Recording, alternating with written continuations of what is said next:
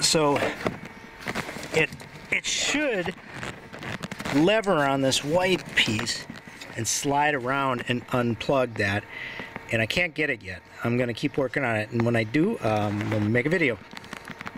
It all in the process, but what I think is happening is that I think it's gonna come out. Eventually I just muscled it off after breaking this black part off around it. Not ideal, but and then I still couldn't get it out, and I ended up breaking the orange tab that was in there off, and then it slid off. This black disconnects from the gray. The gray isn't supposed, well, shit, maybe it does come out. It came out now. I don't know. Okay, I was able to get the battery pack unplugged, and then 12-volt battery is out, so I know we're completely electrically safe. So I'm going to just start removing things and go back. Okay, I think we're ready to remove the power and drive unit from this 2017 Nissan Leaf. I just systematically removed everything from the front, the radiators, everything just sort of unbolts. If I was going to be more destructive and had done it and would do it again, I'm not sure I would be more destructive, but I mean, you could cut all these cables and connectors. I tried to save as much as I could. Most people then just pick the thing up. Last motor I removed was from a 1970 Volkswagen bus, and in that we go down, and that's what I'm going to do here, because it's easier for me to lower things down than to lift them up. And there appears to be plenty of room for this unit to come straight down. You can see there's motor mounts on two sides, and then in the back there is a motor mount back here, which is hard to see, but it's up there, and it just goes to the middle. So I've gotten all these. Here's a better look of it right here. It's this thing up here. So I've gotten all these bolts loose here, which are not tough to do.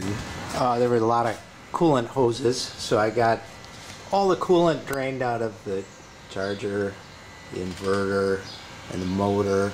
I got there's the negative battery cable up there. The positive's just on the other side, so I got those removed. The air conditioner got hit. One of the lines got hit right here, so it lost all its refrigerant in the crash, so I didn't have to worry about that. I did remove the air conditioner compressor, which is back there. It's an electric compressor, just so that it's not going to hit the frame rail here.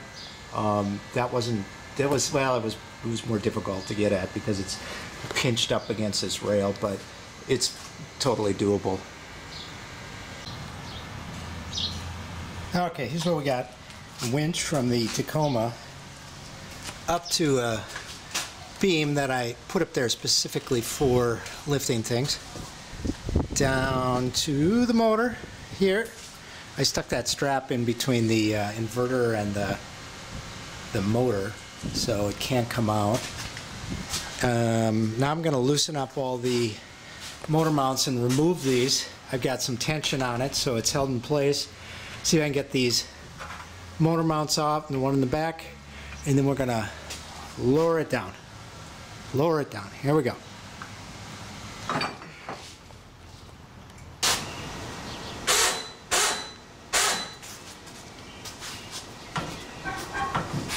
Alright, let's see what we're hung up.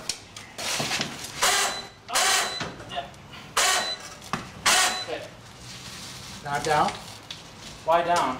We're going down. We're taking it down. Oh. I guess we should have talked about that. What's wrong?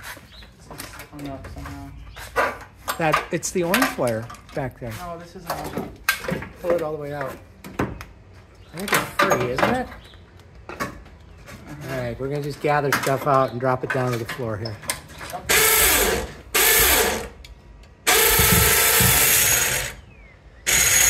Ah! Easy peasy, huh? Seems like it. Alright. Well, that's how you remove the motor out the bottom. Now we're going to take the battery out. I don't think we'll really video that, since there's so many videos of that happening, unless we have some issue. I wonder how much I want to save this brake master cylinder and the ABS module. I don't know if they're worth anything. Here's what the back of the motor looks like that you can't see when it's in the car. Just so you're trying to figure out what's back there. A lot of cables going into that charging unit.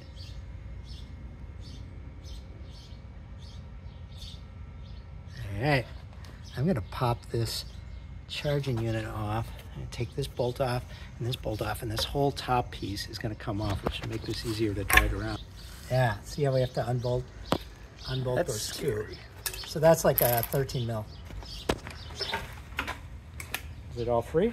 Should be. All right, we got all the connectors out of that. What am I picking up? These things here, where are they? A little security pin. Just used a vice grip to get those out. Now we're gonna pry that off. Hey! That's why it was so hard. It was Wait, oh, it's the the wrong thing. longest pin ever. Inverter off. Inverter. Now, there's the gearbox, which I think is just a couple of bolts right here. Boy, if you ever have trouble with your Nissan Leaf, you may want to check these connections. Look at how terrible that is. And how rusted that is. This is incredible. So we got the gearbox. It's not really a gearbox. It's a gear reduction. So it goes in there, and then one axle goes out this way, and then another axle comes out this way. Here's this thing. And this thing is, here, put your hand next to it. Yeah, I mean, it's like 12 inches by 12 inches by 12 inches. It's like a cubic foot, and it's 100 and, what is it, 107, 107 horsepower. 107 horsepower for that thing. That is, there are a lot of things we can think to do with that motor, I'm sure. Thinking boat. I'm thinking boat. We could